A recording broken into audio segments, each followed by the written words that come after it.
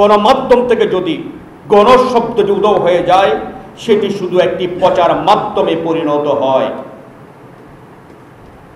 আর গণমাধ্যম যখন তার গণচরিত্রটি হারায়, তখন মানুষের কাছে বিশ্বাসযোগ্যতা হারায়। 17 বছরে আমাদের গণমাধ্যম থেকে সত্যি গণশব্দটি উঠে গিয়েছিল, যার কারণে মানুষ আজকে গণমাধ্যমের প্রতি কোনো আস্থা রাখতে পারছে না। আমি সবশেষ যে কথাটি বলে শেষ করব, আমরা মানবিক বাংলাদেশের কথা বলছি। একটি মানবিক বাংলাদেশের জন্য সংবাদ মাধ্যমের স্বাধীনতা সবচেয়ে বেশি জরুরি।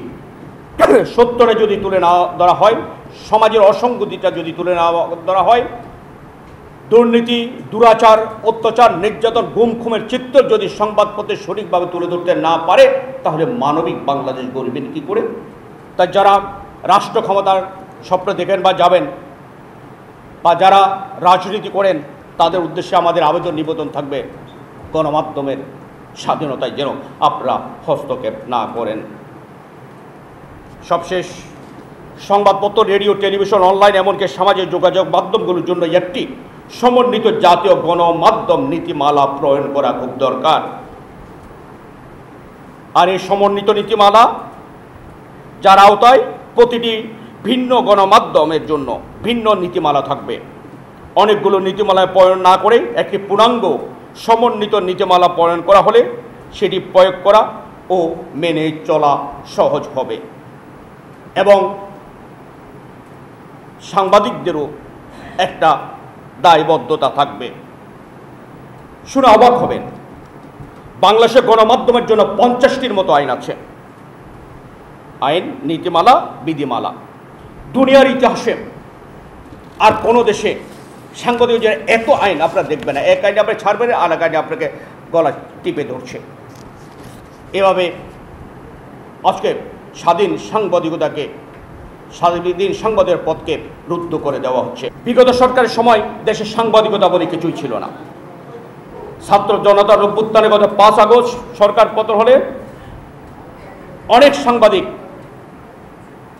গা ঢাকা দিয়েছেন, অনেক সাংবাদিক পালাতে গিয়ে গ্রেপ্তার হয়েছেন, অনেক সাংবাদিক পালিয়ে গেছেন।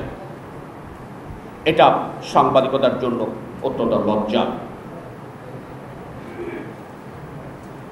যারা পালিয়েছেন, গ্রেপ্তার হয়েছেন কিংবা পদ হারিয়েছেন, তাদের লেজুর বৃত্তি ও দালালি নিশ্চয়ই অযৌক্তিক পর্যায়ে পৌঁছে গিয়েছিল। গণমাধ্যমকে তারা গণমানুষের আকাঙ্ক্ষার জায়গায় ধরে রাখতে পারেনি। সরকারকে তুষ্ট করতে গিয়ে তারা জন আকাঙ্ক্ষার কথাই ভুলে গিয়েছিলেন। এখানেই গণমাধ্যমের নৈতিক পরাজয় ঘটেছে। ভালো সময় আমাদের যাচ্ছে না। সাংবাদিকদের জন্য সুরক্ষা আইন করছে,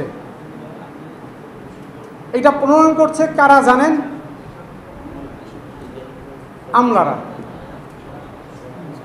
সাংবাদিকদের জন্য সুরক্ষা আইন তৈরি করার কথা ছিল সাংবাদিকদের, করার পরে অনুমোদন দিতে গিয়ে যখন দেখলো যে এটা তো সাংবাদিকদের সাথে পরামর্শ করা হয় নাই, তখন আমাদের কাছে ওর কপি পাঠাইছে। আপনারা একটু দেখেন। একবার আমাদেরকে ডেকেছে, আমি এবং গরিব ভাই গিয়েছিলাম। একবার বলল সময় নেই, এখনই করতে হবে। আমাদেরকে 10 দিন সময় দেওয়া হয়েছে। 10 কার্য দিবস নয়, আজকের থেকে 10 দিন, তাও 1 মাস হয়ে গেছে। আমরা কোনো রেসপন্স করি না। আমরা ওখানে বলেছি আমাদের সাথে পৃথক পৃথক এই বিষয়গুলো নিয়ে আমাদের যে সংগঠনগুলো আছে তাদের সাথে আপনাদের কথা বলতে হবে। আমাদের কিভাবে সুরক্ষা হবে, রাষ্ট্র আমাদের কিভাবে সুরক্ষা দেবে, পত্রিকার হাউসগুলো, পত্রিকার মালিক পক্ষ আমাদের কিভাবে সুরক্ষা দেবে, দেশের আইন কিভাবে আমাদের সুরক্ষা দিবে, এই সবগুলো ইনক্লুড করে যদি আপনারা সাংবাদিক সুরক্ষা নীতিমালা করতে পারেন, তাইলে আমরা সেখানে আমাদের সমর্থন জানাবো। আসেন, সেটা এখন ঝুলে আছে।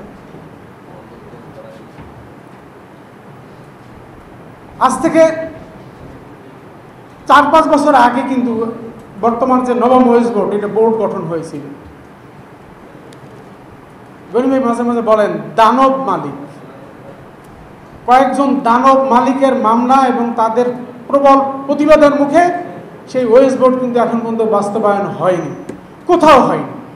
ঘোষণা হয়েছে, সরকার সিগনেচার করেছে, আমাদের পক্ষ থেকে সেখানে সেটা মেনে নেওয়া হয়েছে, কিন্তু মালিকরা সেটা মেনে নেই।